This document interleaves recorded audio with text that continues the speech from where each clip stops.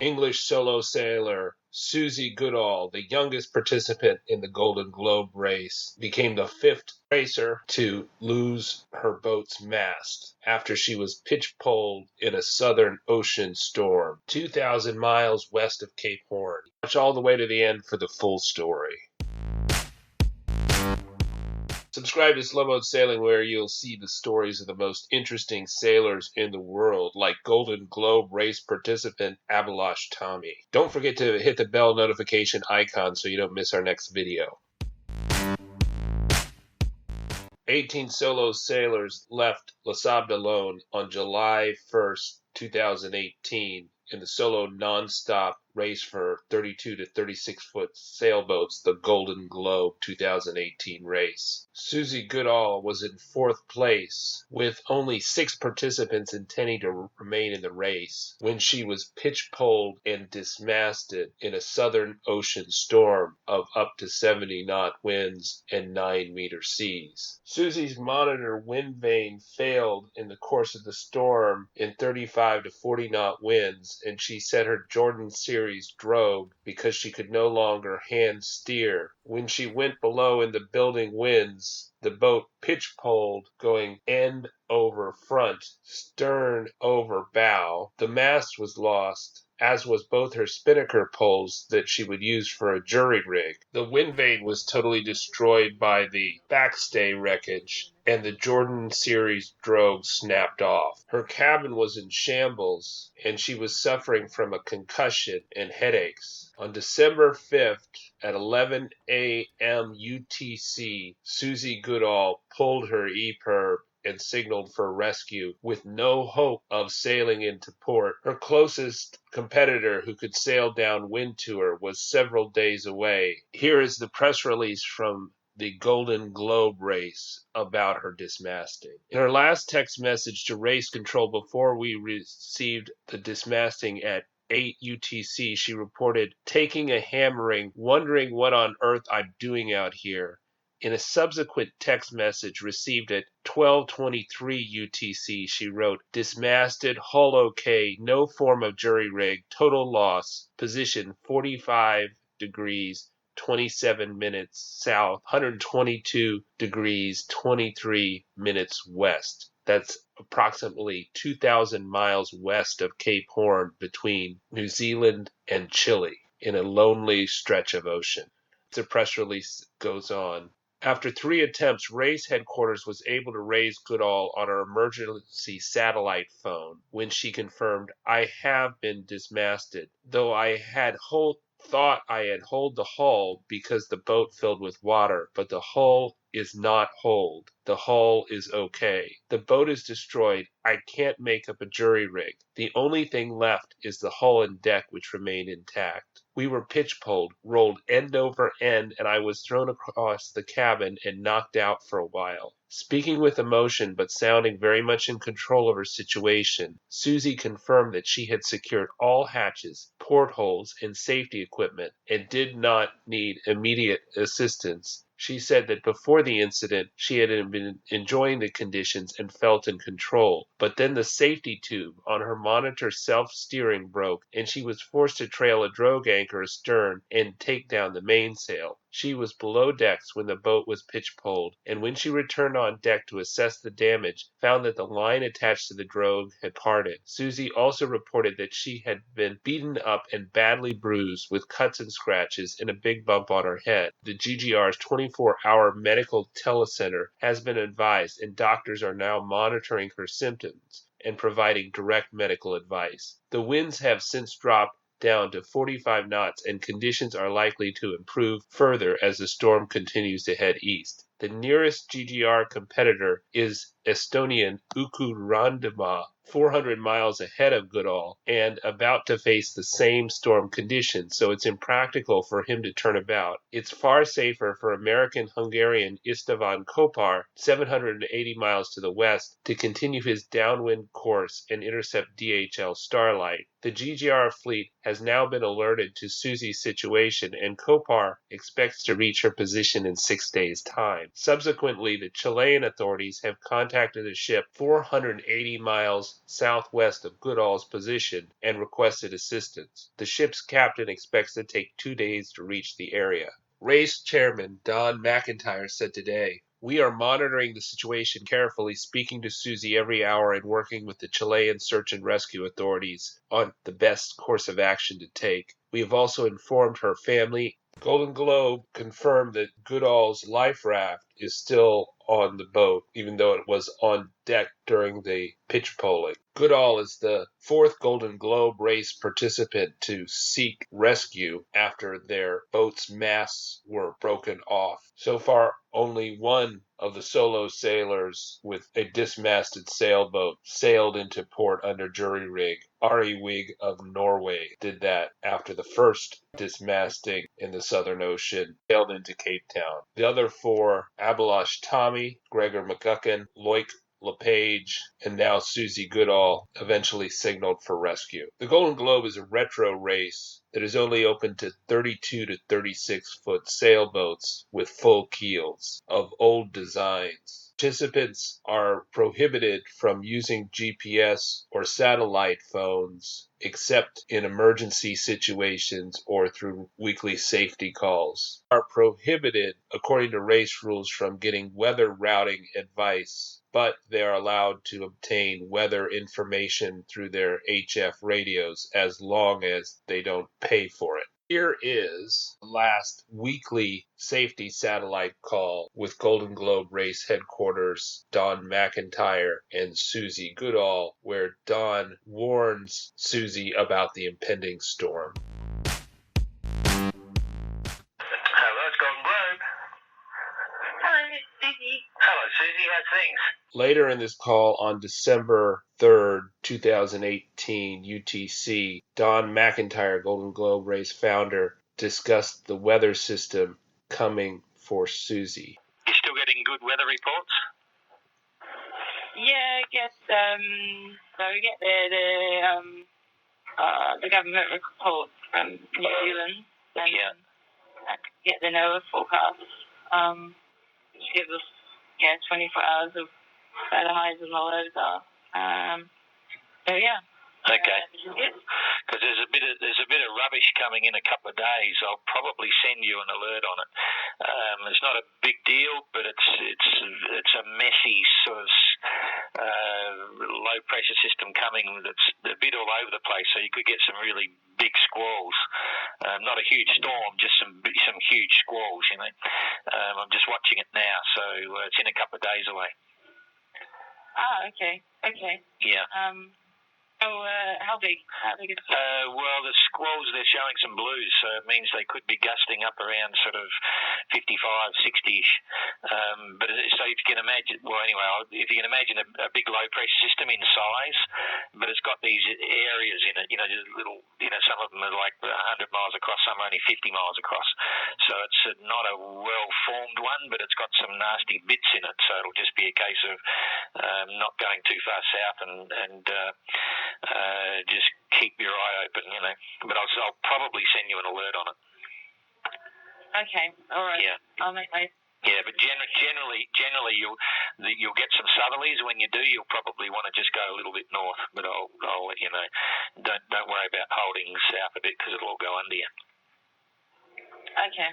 Yeah. All right. Yeah. All right. Nothing to worry about. You're more than capable of handling that one, Touchwood.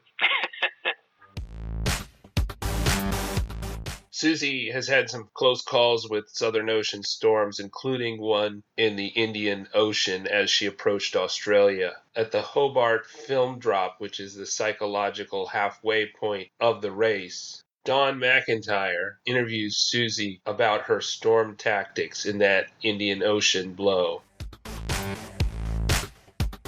The big storm, how did you stay mentally strong? What were you thinking while you're steering? I was actually so focused on the waves and keeping the boat downwave that not that much went through my brain. I did think of my mum though, and thought, stupid of me to be out here. This is really bad. Mothers, eh? What are you doing? I know. Okay, all right. How's your water situation? Oh, Yeah, I can't get to Cape Horn at the moment. I've got about a month's supply of water. Okay. What's your usual storm tactic for setting up the boat? The usual scenario, like drogues or warps, or just go for it, hand steer, or? Well, no. Normally, I'll take the Watton Sea off. I'll put the drogue. I've got a series drogue. I'll put the straps, the bridle on for that. Everything will be ready. But then actually, when that storm, the 1-2 weeks ago, I did none of that. No idea why, and my tactic is not to hand steer, it's to sail through it, but I couldn't. With time to assess the damage after the pitchpole, Susie found small amounts of water through holes in the deck. The batteries and charging have been damaged by the salt water, and her emergency water was lost in the roll when the cap burst. There's broken glass jars and food all over the boat and all her sleeping gear. After her time on deck, she is very cold and went down below to get rest. So far, the pumps have been able to keep up with the deck leaks, but if she loses her power, she may have to hand pump. Chile Rescue Coordination Center have confirmed that the 229-meter Liberian-registered 85,000-ton bulk carrier Talaman, on a voyage from Abbot Point, Australia, bound for Tabarro, Brazil, has altered course, headed northeast towards Susie, and is expected in 2 days. After Susie has abandoned the race, only 5 competitors remain, and only 2 of those competitors have rounded Cape Horn. They are Jean-Luc Vandenheede and Mark Slatz. Uku Randama is in 3rd place and is approaching the Horn ahead of Susie, and behind Susie is the now 4th place Korean American Istvan Kopar and Tapio Lentinen of Finland, 5th place. The 5 remaining competitors are scattered between Argentina in the Atlantic to just east of New Zealand in the Pacific. Race leader Jean-Luc Vandenheede of France suffered a pitchpole in a similar location in the Pacific Ocean, but was able to repair his boat after its shrouds were damaged, and he still maintains his 1st place position with over a 1,000-mile lead over his nearest competitor. The 5-time circumnavigator Jean-Luc Vandenheede considered dropping out of the race and sailing to Chile after the accident, but his repair was enough to round the Horn first. Our hearts go out to Susie and her family. We hope that she'll be rescued. Her situation is very poor. She is injured. She's in a boat full of water, which she says is not hold now, but it may be hold in the future. So Loic Lepage had a boat that was sinking, and that was the reason why he had to be rescued in the Indian Ocean, just west of Australia. And that could happen to Susie if parts of her mast or rigging are dangling and maybe poking into her hull in the future. But even then, she's in a wet boat that's floating, and that could be very debilitating. She was complaining about being cold prior to the pitch poling and dismasting, and no doubt she is much colder now than she was. It seems like rescue can't get to her within 2 days, and she's just going to have to wait it out. The good news is that her life raft was not washed overboard in the pitch poling, which is unusual.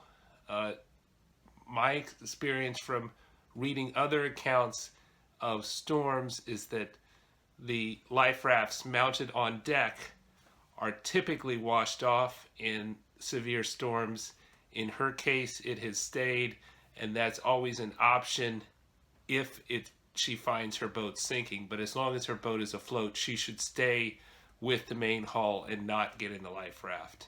Because she lost all her spars, like her spinnaker poles, she can't hoist a jury rig.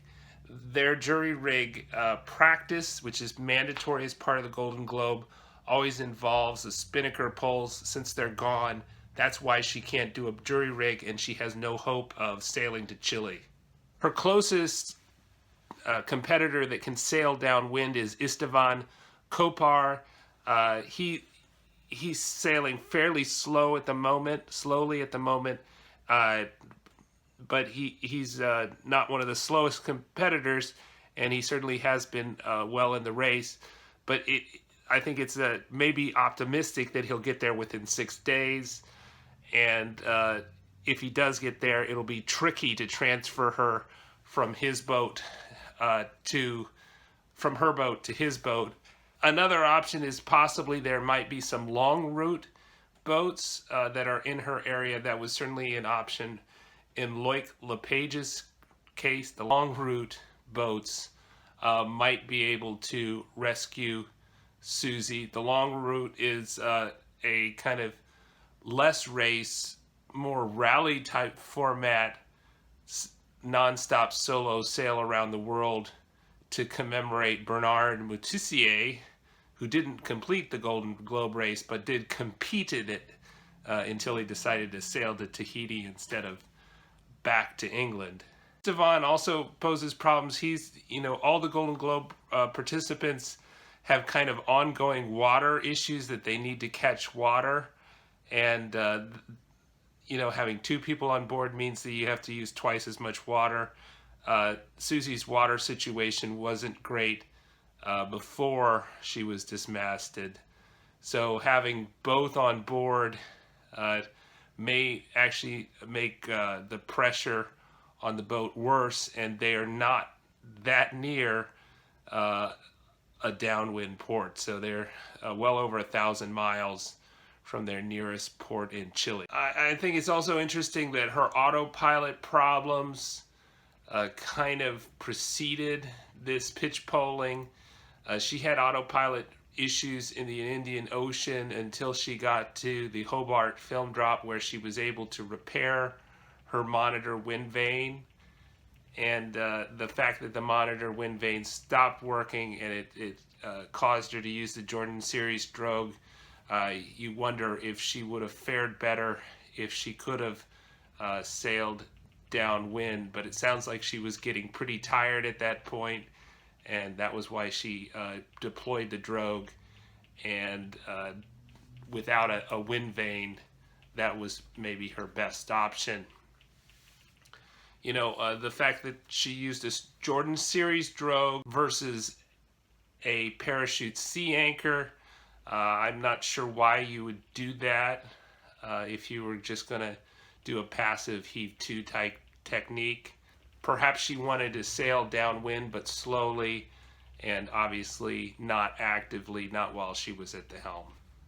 Subscribe to Slowboat Sailing, where we feature the stories of the most interesting sailors in the world, and to get updates on the most exciting events in the Golden Globe race. Hit the bell notification icon so you don't miss a video.